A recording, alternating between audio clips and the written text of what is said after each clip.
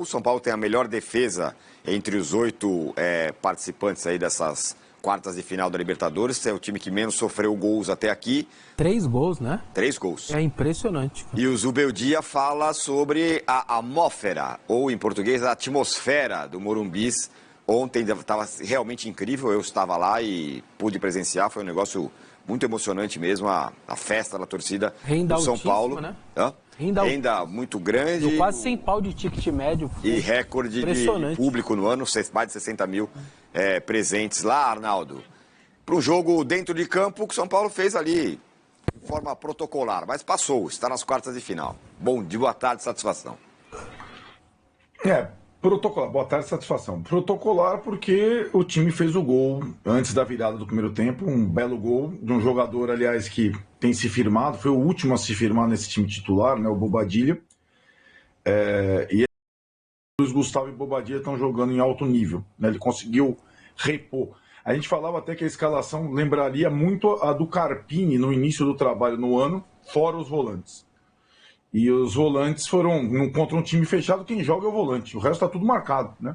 E o Bobadilla jogou, criou, até aparecer no pivô do Caleri para fazer o primeiro gol. E a partir daí o jogo muda, o jogo vai para o controle do São Paulo completo.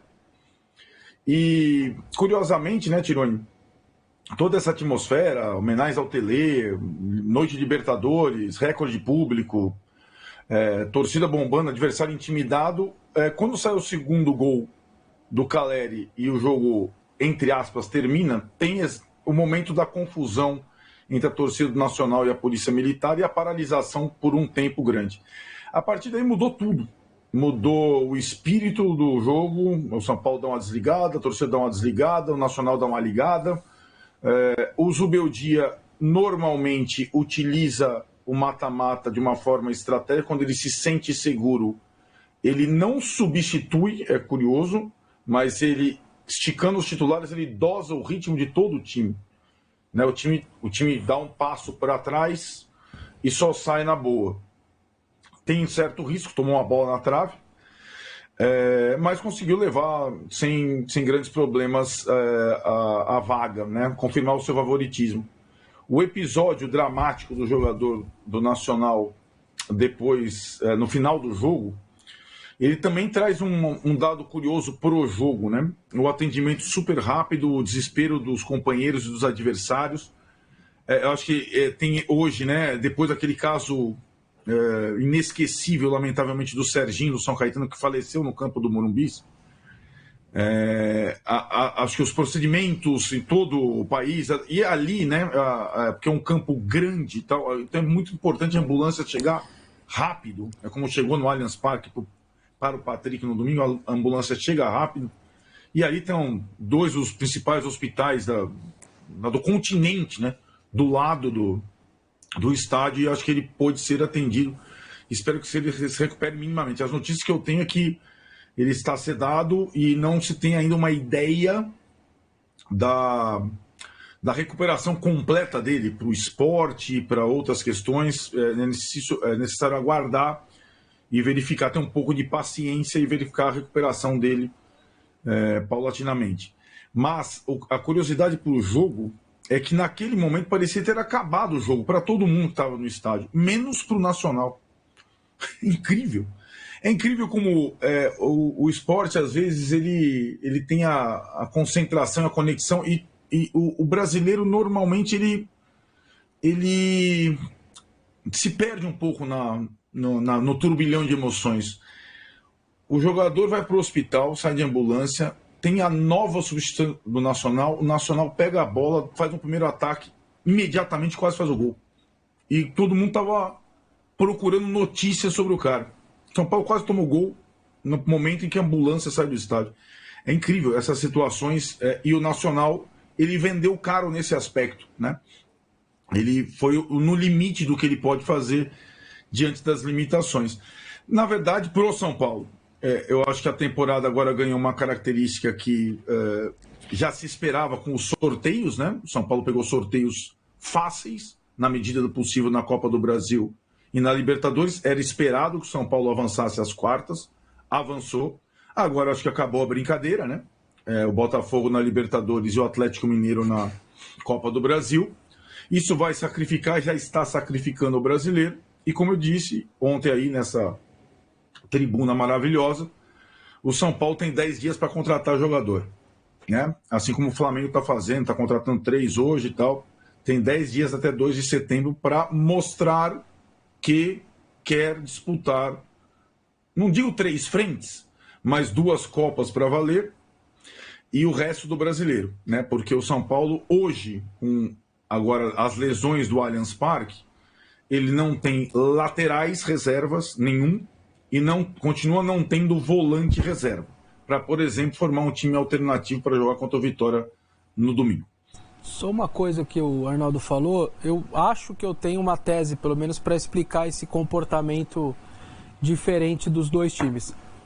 O Nacional, talvez, não, como ele não teve um caso muito recente, ou não teve um caso no país que ele viveu, ele tratou aquilo como se fosse uma batida de cabeça e que foi embora lá na... Um acidente de trabalho. Um acidente de trabalho e vão pro jogo.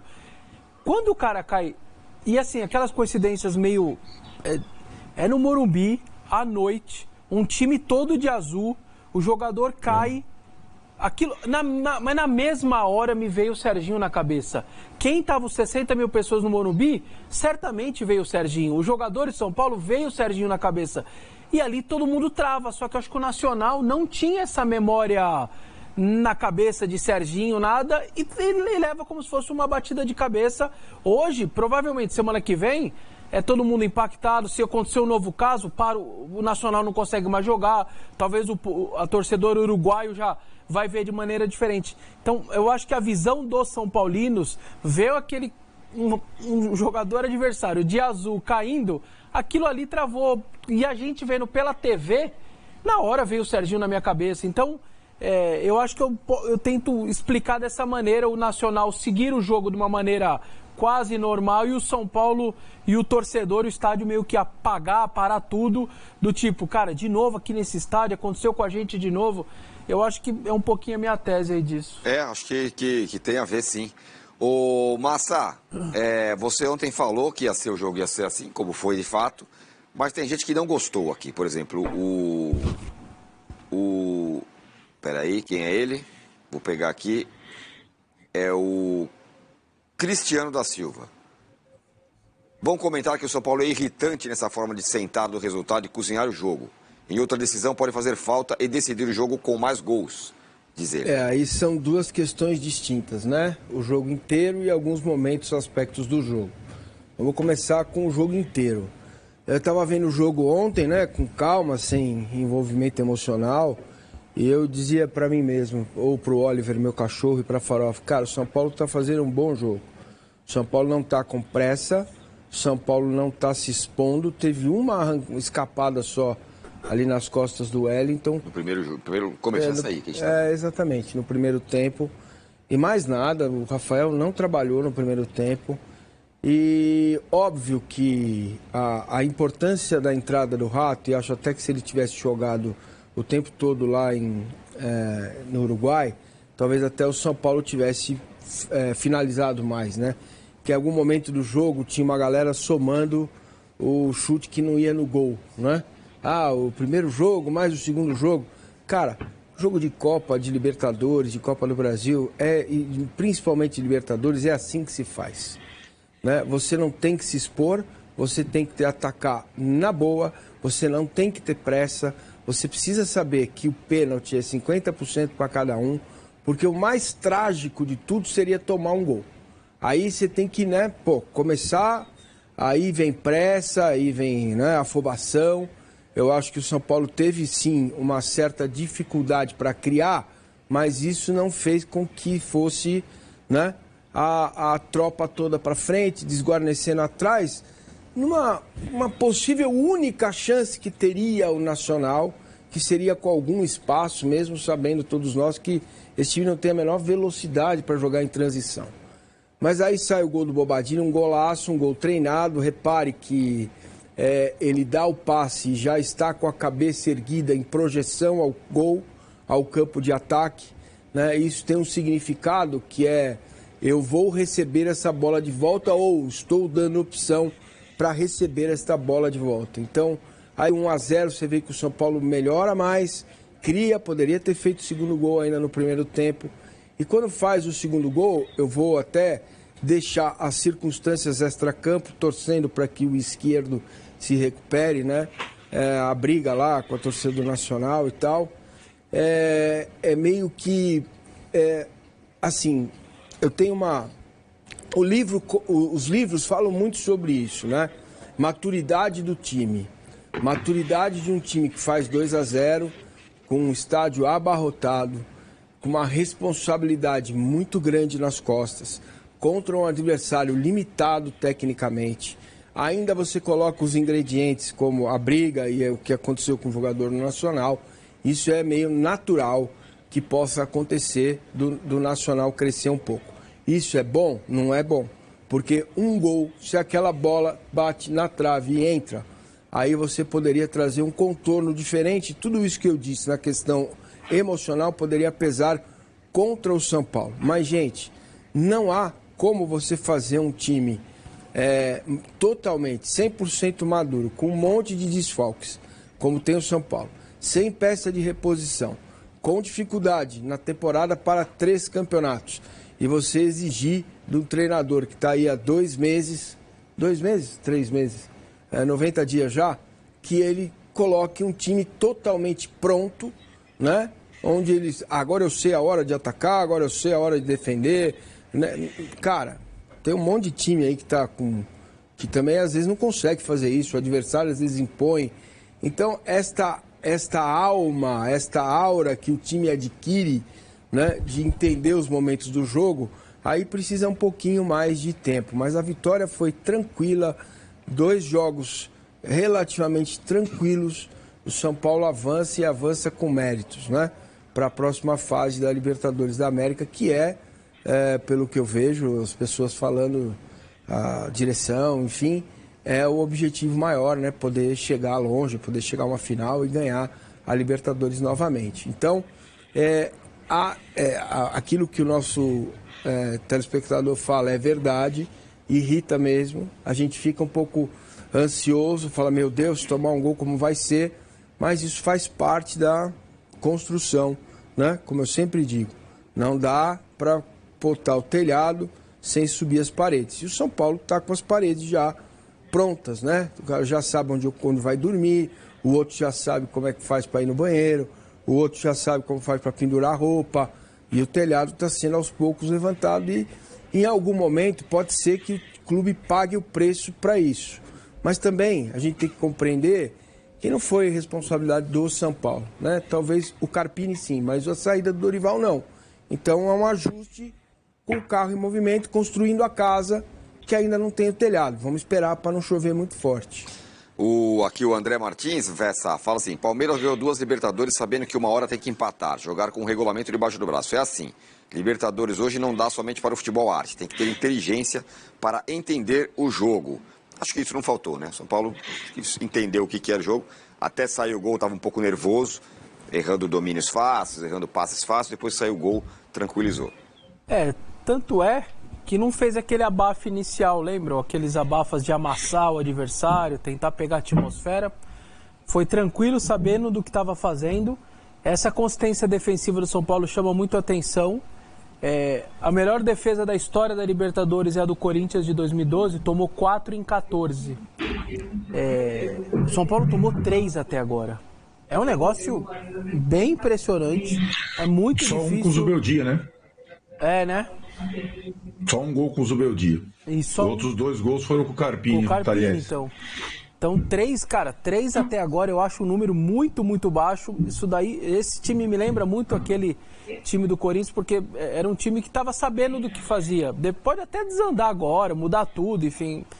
O Botafogo tem qualidade, pode até desandar tudo. Mas me parece aquele time que sabe o que vai fazer, que vai dar pouca chance para o adversário, vai criar, claro que vai criar, como essa aí que a gente está vendo agora. Mas isso é o primeiro passo para você ser campeão num torneio como esse, assim. Você sempre ficar muito mais perto da vitória A gente falou, reclamou um pouco e criticou o Palmeiras, e era exatamente isso, né? Você vai ficar tomando... Você vai fazer 2 gols todo jogo? 3 gols? Você não vai fazer todo jogo. O Palmeiras toma 1, tem que fazer 2. Toma 2, tem que fazer 3. Não vai ser toda hora que você vai fazer isso daí. Então, isso pra mim é muito mérito. A gente sempre achou aqui que era o São Paulo bem favorito, né? O gol é muito legal. Se você pegar o gol, ó, os dois laterais do São Paulo estão lá espetados. Eles metem uma amplitude absurda. Porque como o Nacional estava com aquela linha de 5... E é por isso que o Bobadilha tem espaço. E aí o Bobadilha vem pelo meio, porque os 2 laterais estão lá em cima, retira os 2 do São Paulo, e aí fica o meio daquela maneira, o meia não acompanha o Bobadilha e abre o meio. Mas se você pegar a amplitude dos dois, de novo, os 2 laterais o tempo inteiro abrindo o campo, porque os 3 zagueiros do Nacional por dentro começam a perder um pouco a referência, porque os 2 alas saem para os cantos para marcar, e a linha de 3 fica um pouco mais exposta ali, né? Então a gente falava aqui desde o começo de que o Nacional talvez era aquele que teria menos chance contra um favorito. O Bolívar tinha chance contra o Flamengo? Tinha, pela altitude e tal. Os The Strongest contra o Pearol, a mesma coisa. Fluminense e Grêmio, muito parecido. Botafogo e Palmeiras, podia acontecer qualquer coisa. A nossa análise aqui inicial era de que esse jogo, na teoria, era aquele mais controlável. E acabou sendo exatamente dessa maneira. Um 0-0 fora, nem sofrendo tanto, assim, pressão, bolas na trave. E um 2-0, sinceramente, muito, muito tranquilo. Numa noite aí que talvez o torcedor foi de uma maneira e o jogo até se comportou de outra maneira. Porque o jogo Corinthians-São Paulo, a torcida se comportou daquele jeito e o time também.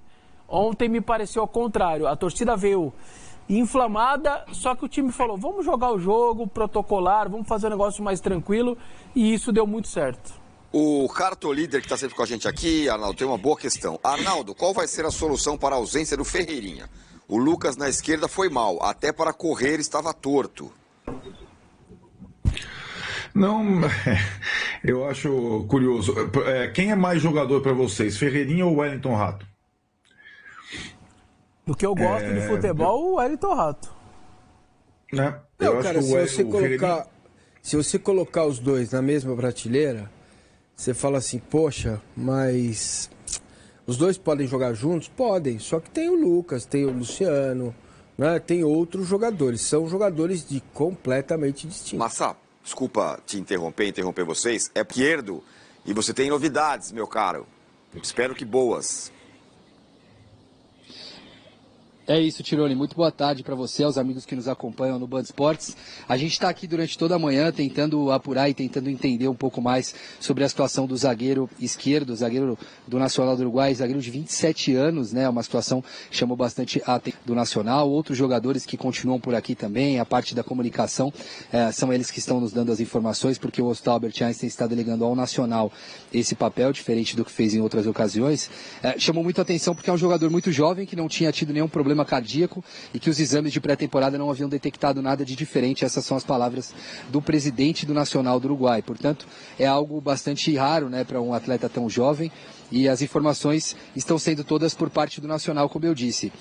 Ontem o jogador foi prontamente atendido, né, as imagens que a gente mostra, o jogador foi bastante rapidamente atendido, felizmente. O estádio do Morumbi fica muito perto aqui do Hospital Albert Einstein, que é uma das grandes referências médicas de São Paulo. Inclusive o Rei Pelé ficou internado aqui durante muito tempo antes de falecer. Então é um hospital de altíssimo nível e fica muito perto do estádio do Morumbi, portanto isso facilitou e, claro, aumentou muito as possibilidades de uma recuperação plena do zagueiro do Nacional. Felizmente o estádio fica muito perto por aqui. As informações que a gente tem hoje, Tironi, é que ele passou por um período de observação, né, de 12 horas, como é o procedimento, sedado, medicado, portanto, para que não tivesse grandes intercorrências durante esse período, em UTI. Portanto, ele segue em unidade confirmada pela comunicação do Nacional do Uruguai e vai passar por exames, por cateterismo. Já passou por um ontem mesmo na madrugada, quando chegou. O cateterismo é um exame de certa forma invasivo, evidentemente, né, porque checa ali os vasos sanguíneos, a condição cardíaca.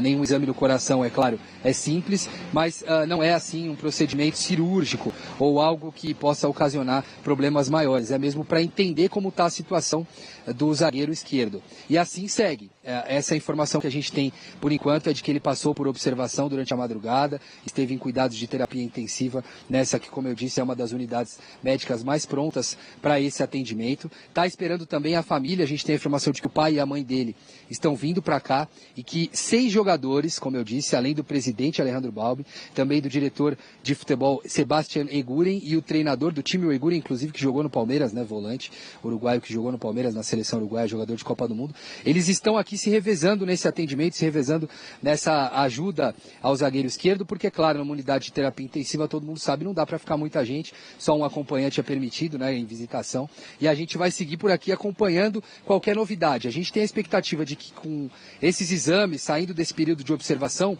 a gente tem uma melhor ideia de condição cardíaca realmente do esquerdo. Vamos rezar, galera, vamos rezar. Fato, né, a gente já sabe, é noticiado ontem pelo Nacional, foi uma arritmia cardíaca, mas é importante a gente entender a gravidade, entender se isso pode causar alguma intercorrência para o prosseguimento da carreira, inclusive da vida do jogador. E é claro que o Grupo Bandeirantes, o Band Esportes, estão aqui não só para acompanhar, mas para torcer para essa melhora do jogador, porque a gente sabe que depois da partida de ontem, nada é mais importante do que a saúde do jogador. Muito bem, é isso mesmo, o Caio Capato. Muito obrigado pelas informações. A gente segue aqui de olho, o Caio Capato acompanhando lá de perto a recuperação, esperamos a recuperação do esquerdo. E qualquer outra novidade, a gente entra aqui em caráter excepcional. Então é isso, é rezar, galera. É rezar. Né, pelo que parece, não tá tão tranquilo assim, né? E, cara, a cena foi muito forte ontem. E, cara, é rezar. Torcer para que dê tudo certo com ele. A família dele tá chegando aí, né? Tem alguns jogadores nacional que tá ali, revezando ali. Então, é torcer, cara. Foi uma cena muito triste e muito chocante ontem, né? Eu sou muito novo, né, pessoal? Então, raramente eu vi essas situações assim no futebol. Já vi algumas vezes, agora desse jeito assim, cara, nunca. Então, vamos torcer para que dê tudo certo. Sobre o jogo, os comentaristas analisaram aí, eu concordo, né? Eu acho que São Paulo foi um grande jogo, mas algumas falhas defensivas ali tem que ser ajustadas, não pode cometer contra o Botafogo e nem contra o Atlético Mineiro.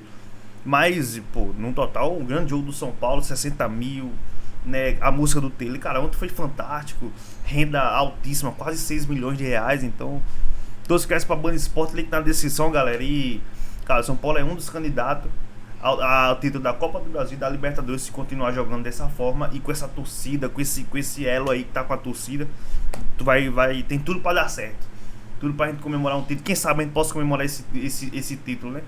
Ou da Copa do Brasil ou da Libertadores, porque Brasileirão a gente já deixou de lado, a real é essa, e o nosso foco tá só nas Copas, valeu? É nóis. E isso daqui, ó, é São Paulo. E quando a gente joga no Morumbi, irmão, lá os adversários tem que respeitar, porque senão cai do cavalo, valeu? É nóis. E acho que foi o presidente nacional que falou antes, né, que tinha agradecido que tinha pegado o São Paulo no sorteio, né? Bom, caiu do cavalo.